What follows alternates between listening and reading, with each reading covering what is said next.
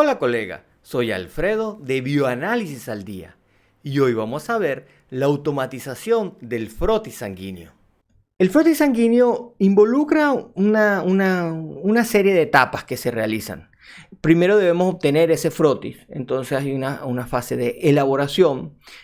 Aquí generalmente hay dos técnicas, nosotros usualmente empleamos la técnica lámina portaobjeto, colocamos una gota de sangre y con un frotador realizamos un extendido de esta gota de sangre y así obtenemos el frotis o el extendido sanguíneo o la placa hemática también como la llaman en algunos países. Luego, nosotros procedemos a la coloración. Existen diversos tipos de colorantes. Lo que empleamos son coloraciones de Romanowsky. Por acá te voy a dejar un in vivo que hicimos sobre las diferentes coloraciones de Romanowsky para que puedas repasarlas si gusta. Y luego procedemos entonces a su visualización. Para ello nos vamos entonces a nuestro microscopio y ahí realizamos la visualización. Cuando hablamos de visualización podemos hacer dos procesos. Generalmente en nuestros países los hacemos de manera simultánea. Uno es el diferencial leucocitario y manual, que sería en este caso, y el otro es la visualización de la morfología hemática, donde vamos a ver entonces esa morfología de los eritrocitos, de los glóbulos blancos y de las plaquetas. Y finalmente, el último paso que vamos a realizar sería entonces el reporte de lo que nosotros hemos observado en ese frotis sanguíneo. Entonces tenemos estos cuatro pasos que realizamos siempre cuando hablamos de un frotis sanguíneo. El frotis sanguíneo tiene una serie de limitaciones. En primer lugar, podemos decir que el frotis es una artesanía. Es algo que elaboramos a mano, es algo que depende mucho, si se quiere decir, de nosotros, del empeño que nosotros le coloquemos para realizar ese frotis sanguíneo. No todos hacemos los frotis sanguíneos iguales, hay variaciones, cada quien lo realiza de una manera. Sin embargo, hay, por supuesto, una serie de recomendaciones de cómo debería ser ese frotis, que si abarcar 3/4 partes de la lámina, que si tenga una longitud de 2 o 3 centímetros, que si tenga un inicio, un cuerpo y una cola donde hay una transición. De todas maneras, lo más importante en el frotis es que tenga buenos campos para su observación. Si nosotros, hay gente que tiene un don natural para hacer frotis, eso lo veía yo en las prácticas de hematología. Hay gente que llega el primer día de clase y hace un frotis excelente. Hay otros a los cuales les cuesta, bueno, pero esto simplemente se mejora practicando. La práctica hace al maestro y el frotis sanguíneo no es la excepción a la regla. Lo otro es que para este frotis se requiere competencia.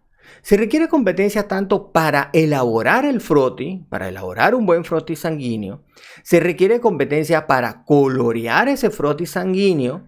Hay variaciones en las coloraciones, incluso las coloraciones varían entre lote y lote de coloración. Hay que estandarizar esto, hay que tener esa competencia. Y también se requiere una competencia para la observación de ese frotis, para la realización de ese diferencial leucocitario y para la observación de la morfología hemática. Lo cierto es que el frotis consume tiempo. Uno invierte una cantidad de tiempo en elaborarlo. En muchos laboratorios el personal auxiliar, el personal técnico, el personal asistente, como le llaman en tu país, es usualmente el que se encarga de hacer esta labor. Uno lo debe entonces formar y debe supervisar este proceso. Sin embargo, también la observación como tal del frotis requiere tiempo. Requiere que nosotros nos dediquemos, nos sentemos y realicemos esa observación. Una observación usual del frotis está entre los 3 a 5 minutos. Observar un frotis en menos de un minuto realmente es algo irreal. Sí se puede hacer, pero no se le está prestando la debida atención. Hoy en día nosotros no le realizamos el frotis a todas las muestras. Solamente se la vamos a realizar a aquellas que lo requieren, que han pasado por un proceso de validación y el proceso de validación nos sugiere que debemos observar ese frotis. También se dice que el frotis es costoso y vamos a encontrar en muchas publicaciones de los llamados países industrializados donde siempre se habla muy mal del frotis por ser una cosa que se hace a mano, una artesanía, consume mucho tiempo, es costoso porque se requiere de personal que realicen estas labores. Sin embargo, bueno, es cierto, se requiere de nuestra presencia para realizarlo. En líneas generales, los materiales no son costosos, las láminas portaobjeto no son costosos, el aceite a lo mejor es caro inicialmente, pero un litro de aceite dura bastante, las laminillas no son tan costosas. Quizás lo más caro dentro de los materiales sería el colorante. Los colorantes sí son un poco más costosos, sobre todo los buenos colorantes, que son los que nosotros debemos procurar en el laboratorio. Ahora bien, entonces, si es una técnica costosa y que consume mucho tiempo, bueno, es susceptible de automatización. Esa es la idea de la automatización, aligerar las cargas de trabajo. ¿Qué se puede automatizar en el frotty? Se puede automatizar la coloración y es lo primero que se automatizó. Existen una gran cantidad de coloreadores de láminas o de frotis o de placas. Existe una gran cantidad. Yo he trabajado con varios, son muy buenos.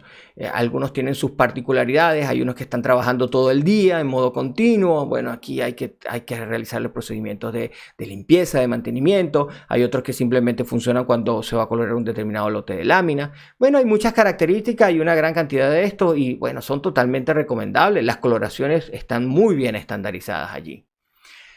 Lo otro que se puede tener es un aparato para elaborar un frotty. Y esto sí ya es algo de mayor tamaño, de mayor complejidad y básicamente lo que hace es imitar a lo que hace uno.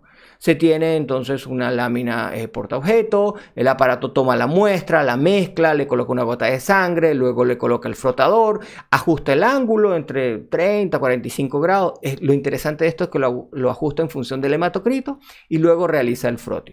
Son frotis que yo he trabajado con ellos, son frotis relativamente como un poco más pequeños, si se quiere decir así. Sin embargo, tienen unos buenos campos para observarlo y son bastante buenos, ¿sí? Son totalmente, es una maravilla realmente tener un aparato que elabore estos frotis. Y lo otro que se puede tener es algo que nos permita observar ese frotty, es decir, que haga de manera automatizada ese diferencial leucocitario y esa morfología sanguínea. Y de esto es lo que vamos a hablar la tarde de hoy. Y esto fue parte de nuestro en vivo, el frotis sanguíneo, automatizado